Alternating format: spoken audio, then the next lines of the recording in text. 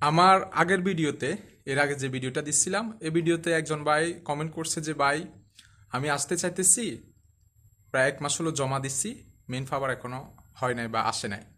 তা আসলে ইরাকে আসার জন্য ভাই, আপনার কমেন্টার উত্তর আমি দিচ্ছি। কারণ অনেক মানুষ ইরাকে আসার জন্য ব্যস্ত, মানে তাদের ইচ্ছা যে ইরাকে যাব, মিডিয়াম রাষ্ট্রের ভিতরে অন্য কোনো দেশে যাব না। ইরাকের পরিস্থিতি ভালো, ইরাকের বেতন ভালো, ইরাকে ডলারে বেতন দেয়, এসবগুলোর কারণে অনেক মানুষ আসার জন্য আগ্রহী। আসলে আমার কথা হচ্ছে, শুনেন, যে দেশে আপনি যাবেন ওই দেশের আপনার খোঁজখবর নেবেন, যে দেশে হোক না কেন। আর আপনার যদি একেবারে নিকট যদি কোনো আত্মীয় থাকে, বুঝতেছেন যে উনি আপনাকে হেল্প করবে, এরকম কেউ যদি হয় তাহলে প্রবাসে যাবেন। ঠিক আছে? যে দেশে যান ওই দেশে আপনার যদি নিকট কোনো আত্মীয় স্বজন যদি থাকে, তার কাছ থেকে যদি হেল্প পান, এরকম কিছু যদি মনে হয়, তাহলে ওই দেশে যাবার জন্য চেষ্টা করবেন। আগে ওই দেশের পরিস্থিতিটা বুঝবেন, ওই দেশে বৈধ বা অবৈধ এসবগুলোর পরিস্থিতিটা বুঝবেন। ঠিক আছে?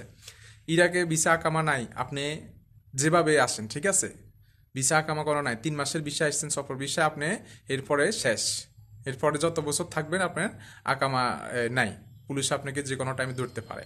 আচ্ছা, আসার ব্যাপারটা যেটা বলছেন যে 1 মাস প্রায় হয়েছে আপনি জমা দিচ্ছেন, 1 মাস ন ভাই, 6 মাস, 4 মাস, 8 মাস, প্রায় 1 বছরও হয়ে যায়। এটা কেউ, মানে একান্তভাবে কেউ বলতে পারবে না যে তোকে আমি 1 মাসের ভিতরে পাঠাই দেব, ঠিক আছে, বা 10 দিনের ভিতরে পাঠাই দেবো, বা 2 মাসের ভিতরে। হ্যাঁ, একটা লোকে যখন পাসপোর্ট নেই, আপনি যার কাছে পাসপোর্টটা জমা দিচ্ছেন, হয়তো আপনাকে একটা টাইম দিচ্ছে যে আমি 2 মাসের ভিতরে চেষ্টা করব, বা 3 মাসের ভিতরে চেষ্টা করব, যদি আনতে পারি নিয়ে আসবো, না হয় তোমার পাসপোর্ট তোমাকে দিয়ে দেবো। বা পাসপোর্টের সাথে হয়তো 50,000 টাকা দিচ্ছেন বা 1 লাখ টাকা দিচ্ছেন। এটা হচ্ছে যার সাথে যেভাবে যার কন্ট্যাক্ট হয়, যার সাথে যেভাবে যার কথাবার্তা হয়, এই হলো পরিস্থিতি। তো আমি আমি নিজে আসছি যে আমি জমা দিবার 8 মাসের সময়, মানে 8 মাস পরে যাইয়া কার্যকর হয়েছে, মানে আমি আসতে পারছি, 9 মাস চলাকালীন আমি ইরাকে আসতে পারছি। এছাড়া আমাদের আরো বন্ধু বান্ধব বা আরো পরিচিত আমাদের মানুষজন আছে, তাদেরও একটু সময় লাগছে। ঠিক আছে? এটা ইরাকে আসতে একটু প্রসেসটা একটু ডিফিকাল্ট, অন্য দেশের মতো না। হ্যাঁ, এগুলা প্রসেস করতে একটু দেরি হয়। তো ইরাকে যারা আসছে তারা জানে, আর নতুন যারা আসতেছেন আপনারা আগে খোঁজ খবর নিয়ে তারপরে ইরাকে আসবেন। ঠিক আছে? তারপরও বৈধতা, এয়ারপোর্ট দিয়ে আসার চেষ্টা করবেন, বোয়ার্ডার দিয়ে তো জীবনেও না, জীবনেও বোয়ার্ডার দিয়ে আসার চেষ্টা করবেন না ইরাকে। জীবন মরণের প্রশ্ন ভাই। আপনার 5 লাখ টাকা, 6 লাখ টাকা, 7 লাখ টাকা, এটা বড় কথা না। এটা আপনার এই জীবনে বাঁচি থাকলে আপনি অনেক টাকা আপনি ইনকাম করতে পারবেন, যদি কপালে থাকে।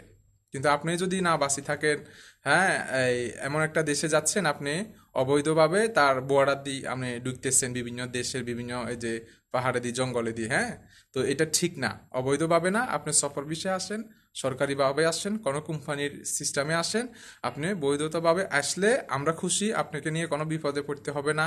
এম্বাসি আপনার সব ডকুমেন্ট জানবে, সরকারিভাবে সিল সফর আপনার ফুরবে, সরকারিভাবে যে এই দেশে ঢুকছেন। এটা হচ্ছে যে কি সুন্দর, এবং এটা ভালো, নিজের নিরাপত্তার জন্য ভালো। ঠিক আছে? তো যেটা বলতেছিলাম, কেউ 2 মাসে ঢুকে যায়, কেউ 3 মাসে, কেউ 6 মাস, কারো 8 মাস লাগে যায় ইরাকে ঢুকতে। নির্দিষ্ট কোনো, এটা একটা লটারির মতো, বুঝছেন? মনে করেন যে আপনি জমা দিচ্ছেন, হয়তো 1 মাসে হয়ে গেছে, জমা দিচ্ছেন হয়তো 6 মাসেও হয় নাই। ঠিক আছে? এটা হচ্ছে কার্যক্রমের ভিতরে বাংলাদেশে যারা কাজ করতেছে তাদের, বা ইরাকে যারা কাজ করতেছে, হ্যাঁ, তাদের এই ব্যাপারগুলো হচ্ছে যেমন, এটা অনেকজন এটার সাথে জড়িত থাকে, একজন না। আপনি হয়তো পাসপোর্ট একজনের কাছে জমা দিছেন, কিন্তু সে আরেকজনের সাথে কাজ করতেছে, লেনদেন করতেছে, আবার হে আরেকজনের সাথে লেনদেন করতেছে। এক কথায় অনেক মানুষ, কমিতে 4-5 জন লোক এখানে বাংলাদেশ আর ইরাক মিলাই, হ্যাঁ, থাকতে হয়টা শুধু বাংলাদেশি। এবার এর সাথে তো ইরাকি বা বাংলাদেশের অফিসিয়ালি অন্য লোকজন, এগুলা তো থাকে। ইরাকিরা ইরাকিদের এই যে সরকারিভাবে প্রসেসগুলো করতে হয়, এর সাথে বাঙালি যারা আনার জন্য চেষ্টা করে তারা জড়িত থাকে। আবার যারা বাংলাদেশের অফিসিয়ালি যে কাজগুলো করে তাদের সাথেও টুকটাক যোগাযোগ থাকে, এই বাংলাদেশে যারা আছে নিয়ন্ত্রণ করার জন্য বা এগুলো প্রসেস করার জন্য। ঠিক আছে? তো ওই জন্যই একদিকে হলে একদিকে দেরি হয়ে যায়, এরকম। ঠিক আছে? তো ইনশাল্লাহ আপনি যদি, আগে বলছি, যদি নিজস্ব লোকজন থাকে, আসলে আপনি হয়তো থাকার জন্য একটু সুযোগ সুবিধা পাবেন, কাজে কর্মে দিতে হয়তো আপনার জন্য একটু ভালো হবে। হ্যাঁ, একেবারে সবাই যদি অপরিচিত হয়ে যান, মানে আপনি আসছেন, দালালের কাছে আসছেন বা দালালের রুমে আছেন, আপনাকে দালালে কোন জায়গায় কাজে দিচ্ছে, সেখানে হয়তো বিক্রি করে ফেলছে $1,000, আপনার পাসপোর্ট সহ আপনাকে, ঠিক আছে, তখন আপনার জন্য এই যে এইসবগুলো সমস্যা। আপনার যদি একটা লোক থাকে, আপনার যদি দুইটা লোক থাকে, তাহলে আপনি এই যে কাজের সুবিধাটা পাইলেন, হ্যাঁ, বা কাজ থেকে চলে এসেছিলেন, তার কাছে থাকতে পারলেন, এসব সুযোগ সুবিধাগুলো পাবেন।